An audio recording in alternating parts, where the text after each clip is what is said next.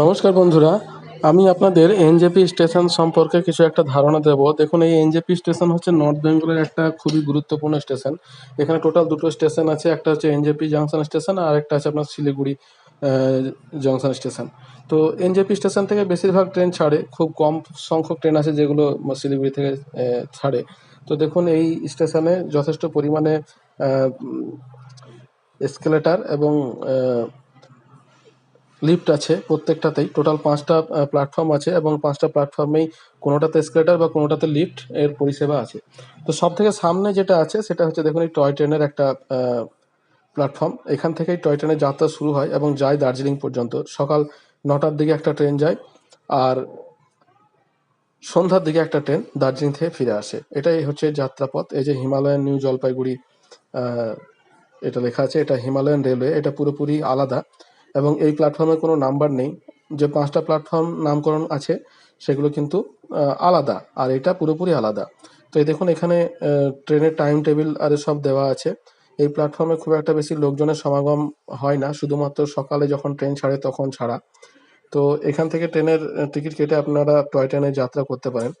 দেখুন, আমাদের ট্রেন দিয়েছে 5 নম্বর প্ল্যাটফর্মে। আমরা 5 নম্বর প্ল্যাটফর্মের দিকেই যাচ্ছি। আমাদের যেতে হবে কলকাতার দিকে। আমরা উত্তরবঙ্গ এক্সপ্রেস ধরবো। তো উত্তরবঙ্গ এক্সপ্রেস 5 নম্বরে দিয়েছে, অর্থাৎ কলকাতার দিকে যাওয়া মানে ডাউনে যাওয়া। আর আপের যে ট্রেনগুলো আছে সেগুলো বেশিরভাগ 1 থেকে 3-এর মধ্যেই দেয়। আর 4-5 এই দুটো প্ল্যাটফর্ম আপনার বেশিরভাগ এই ডাউনের ট্রেনের জন্যই বাজাতে থাকে। তো দেখুন, উত্তরবঙ্গ এক্সপ্রেস ট্রেন ঢুকে গেছে। আমি এনজেপি স্টেশন সম্পর্কে বলি। দেখুন, প্রত্যেকটা প্ল্যাটফর্মেই এদের যথেষ্ট পরিষেবা আছে। যেমন ধরুন, এখানে আপনি 5 টাকা প্রতি লিটার বিনিময়ে জল ভরে নিতে পারেন, যেমন আমি ভরলাম, আপনাকে দেখালাম। এই দেখুন, 1 নম্বর প্ল্যাটফর্ম। এই 1 নম্বর প্ল্যাটফর্মেও জলের যথেষ্ট ব্যবস্থা আছে। আপনি ড্রিঙ্কিং ওয়াটারও টাকার বিনিময়ে ভরতে পারেন, বা এরকমও আপনার অ্যাকোয়াগার্ডের ব্যবস্থা আছে, আপনি সেখান থেকেও জল নিতে পারেন। আর সব থেকে বড় জিনিস হচ্ছে, আপনার যদি খুব বেশি গরম লাগে, যদি ধরুন আপনি 2টো-2:30টার সময় ধরুন সাপোজ প্ল্যাটফর্মে এসেছেন, আপনার গরম লাগছে, তো এখানে কিন্তু 10 টাকা প্রতি ঘন্টার বিনিময়ে এখানে কিন্তু এসি রুম আছে, 1 নম্বরে আছে। এখানে এলে আপনি 10 টাকা প্রতি ঘন্টার বিনিময়ে ওয়েটিং রুমে আপনি অপেক্ষা করতে পারেন। এই সুবিধাটা কিন্তু এখানে আছে। তো সেটা আমি আপনাদের তথ্যটা দিয়ে রাখলাম। আর আমার ট্রেন তো ধরুন এই 5 নম্বর থেকে ছাড়বে, উত্তরবঙ্গ চলে এসেছে। এই দেখুন, এনজেপি স্টেশন আমি আপনাদের দেখাচ্ছি। যদি আমার ভিডিওটা আপনাদের ভালো লেগে থাকে তো প্লিজ আমার চ্যানেলটিকে লাইক করবেন, শেয়ার করবেন, সাবস্ক্রাইব করবেন।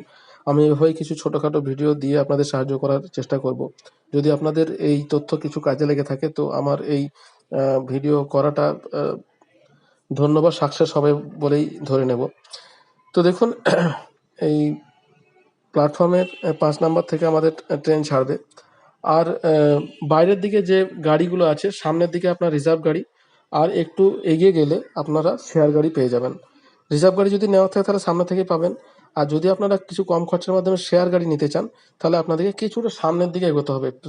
সামনেই আপনারা বুক করবেন না, তাহলে কিন্তু বেশি টাকা লাগবে। আপনি যেখানে যান, সাপোজ আপনি যদি জংশন যান বা ধরুন দার্জিলিং যান, সিকিম, গ্যাংটক যেখানে যান, শেয়ার গাড়িগুলি কিন্তু আপনার বেশিরভাগ জংশন থেকে ছাড়ে। আর এনজেপি থেকে শিলিগুড়ি যাওয়ার যে শেয়ার গাড়ি সেটা কিন্তু সামনের দিক থেকে ছাড়ে। ঠিক আছে?